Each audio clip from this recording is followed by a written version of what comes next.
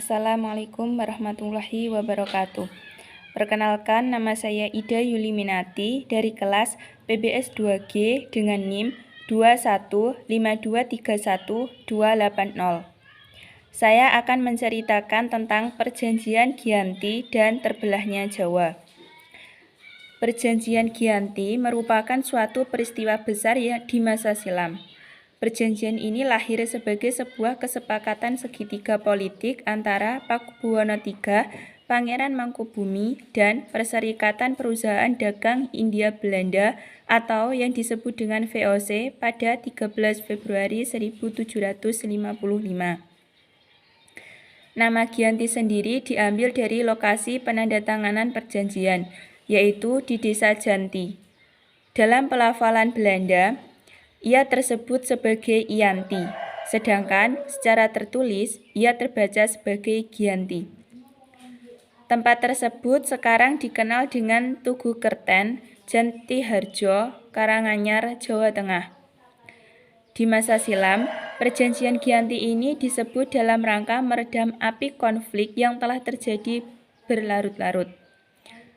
Pasca perpindahan Keraton Kartasura ke Surakarta, api dari peristiwa Geger Pecingan ternyata belum mati sepenuhnya tepat di sumbunya. Ketika itu, Mangkubumi yang membantu Pakubuwono II dalam meredamkan api konflik mendapatkan hadiah berupa sebidang tanah dari Pakubuwono II. Namun, luas tanah yang diberikan tersebut menimbulkan kecemburuan. Salah seorang pangeran mengeluhkan ketidakadilan terkait hadiah tersebut kepada Gubernur Jenderal Baron van Imhoff.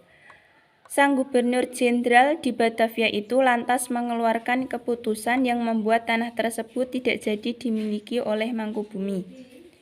Perlawanan ini mendorong Gubernur VOC untuk Jawa Utara, Nicholas Harting, mengambil sikap. Untuk menyelamatkan daerah operasionalnya secara tertutup, Harting melakukan perundingan dengan Pangeran Mangkubumi.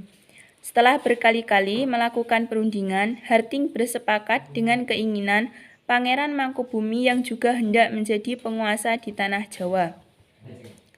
Pada tanggal 23 September 1754, nota kesepahaman antara VOC dan Mangkubumi terlaksana. Nota tersebut disampaikan kepada Pakubuwono III, sang pengganti Pakubuwono II. Nota tersebut menyatakan bahwa Pangeran Mangkubumi mendapatkan wilayahnya. Kemudian pada tanggal 4 November 1754, Pakubuwono III menyatakan persetujuannya terhadap hasil perundingan Gubernur Jawa Utara dengan Mangkubumi tersebut. Surat pernyataan itu disampaikan oleh Pakubuwono III kepada Gubernur Jenderal VOC Jacob Mosel.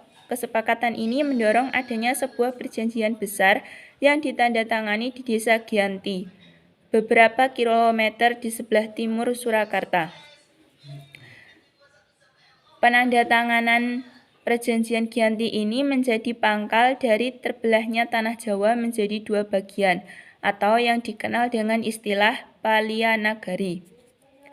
Hal ini menjadi awal mula naik tatahnya Mangkubumi di Yogyakarta sebagai Sri Sultan Hamengkubuwono I.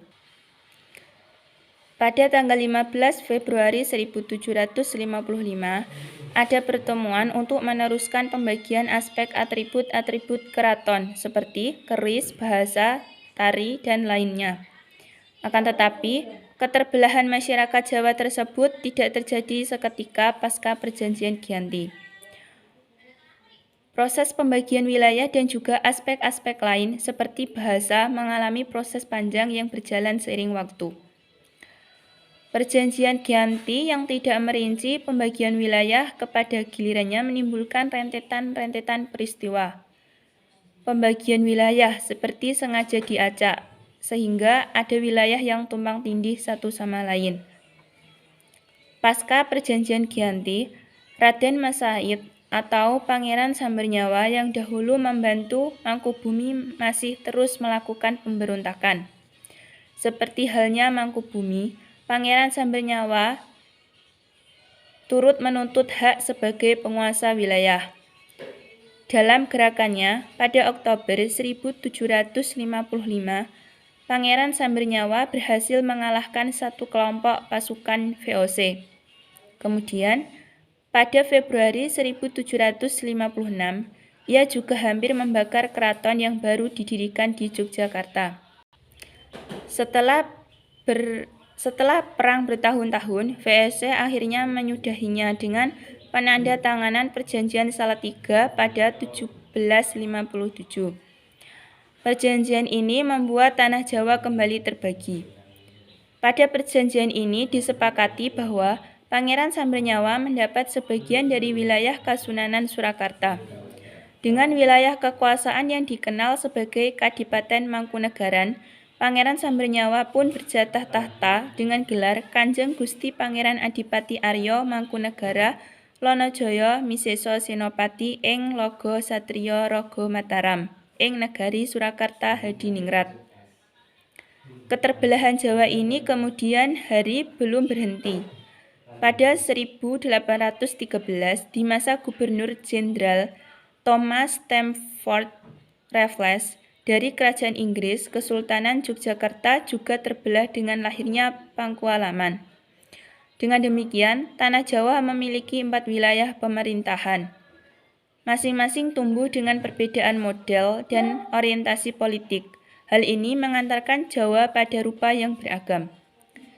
Dinamika politik yang digerakkan oleh angin revolusi pada masa pertengahan 1940-an membuat masing-masing mengalami nasib yang berbeda. Hal ini berujung pada perbedaan status hingga saat ini. Di masa Republik Indonesia, Kasunanan Surakarta dan Kadipaten Mangkunegara menjadi situs pagar budaya. Sementara wilayah Yogyakarta yang di dalamnya yang juga terdapat Pakualaman menjadi daerah istimewa. Demikian dari saya, kurang lebihnya mohon maaf. Wassalamualaikum warahmatullahi wabarakatuh.